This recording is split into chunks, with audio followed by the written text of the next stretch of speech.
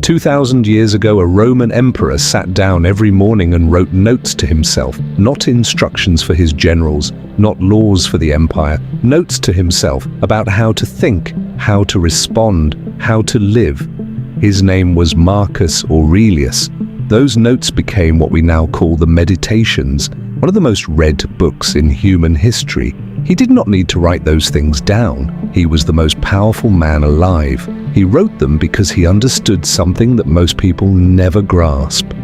The mind, left unmanaged, will work against you every single day.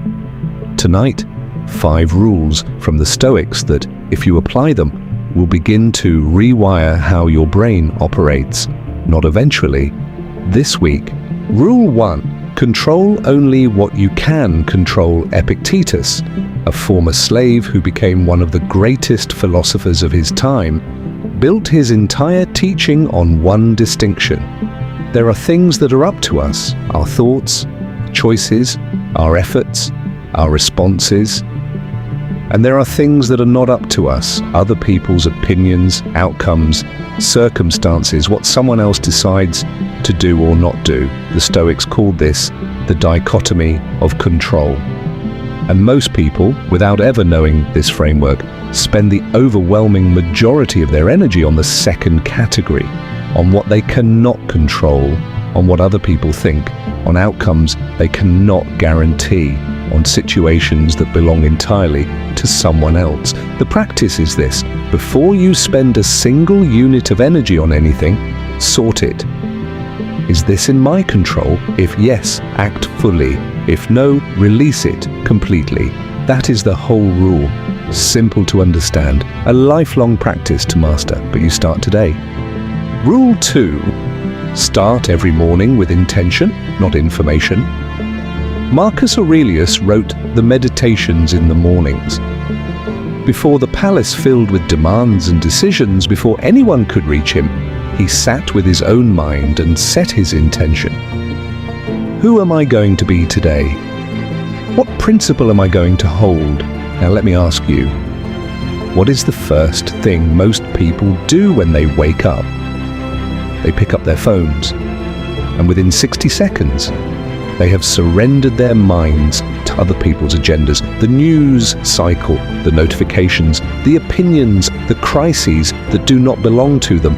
They begin the day already reactive, already behind, and they don't even know it.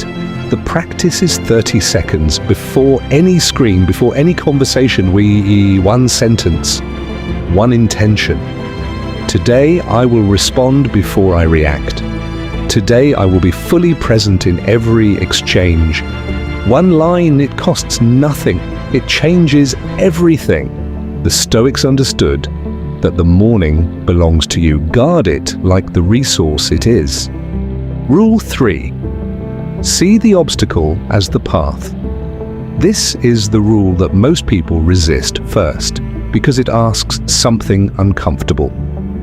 The impediment to action advances action. What stands in the way becomes the way. Marcus Aurelius, the Stoic. Position on difficulty is not to endure it and wait for it to pass. It is to use it. Every obstacle you face is carrying within it the exact training you need at this moment. The difficult relationship is teaching you something about your own patterns. The failed project is showing you precisely what needs to be refined. The rejection is not a verdict, it is a redirect. I worked with a man, talented, driven, who had just lost a major contract. He came to me with the question, why did this happen to me? And we reframed it. Not why did this happen to me, but what is this preparing me for? 6 months later, the loss of that contract had forced him into a direction that became the best work of his career. The obstacle is not in the way, the obstacle is the way. Rule 4, respond, never react. There is a space, small but everything, between what happens to you and what you do about it. The reactive person closes that space immediately. Something happens, they're already in motion, already mid-sentence, mid-escalation, mid-regret. The Stoic person lives in that space deliberately. They choose. and in that choice they keep their power. Here is how you build it. You practice in low-stakes moments first. Someone cuts you off in traffic. Pause before you respond. A small frustration at work, pause there. Because the pause is not a feeling, it is a muscle. And you do not build a muscle in the crisis. You build it in the ordinary, everyday moments, so that when the real test comes, and it will come, the pause is already trained into you. Marcus Aurelius wrote, "If someone is able to show me that I am wrong, I will happily change." That is a man so settled in himself that he has no need to react. He can receive, he can consider, he can choose. That is not weakness. That is the most sophisticated form of strength there is. Rule 5. Review your day with honesty every evening. Seneca had a nightly practice. Every evening before sleep, he would review his day, not to punish himself, not to replay his failures, but to audit honestly. He asked 3 questions. Where did I fall short today? Where did I do well? What will I do differently tomorrow? No journal required, no 30-minute ritual. 5 minutes of honest reflection, sitting with yourself before you sleep. That is the whole practice. Because here is the truth.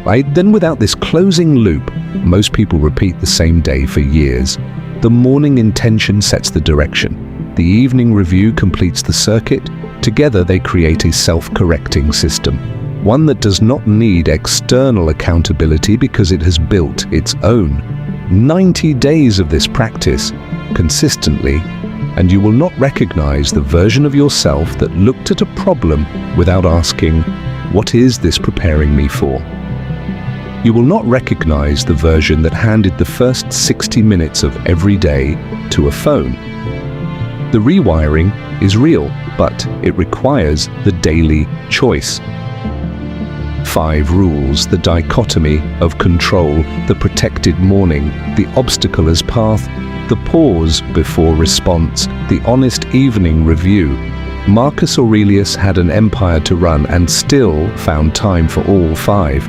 Seneca wrote on time management while serving one of the most volatile emperors in Roman history.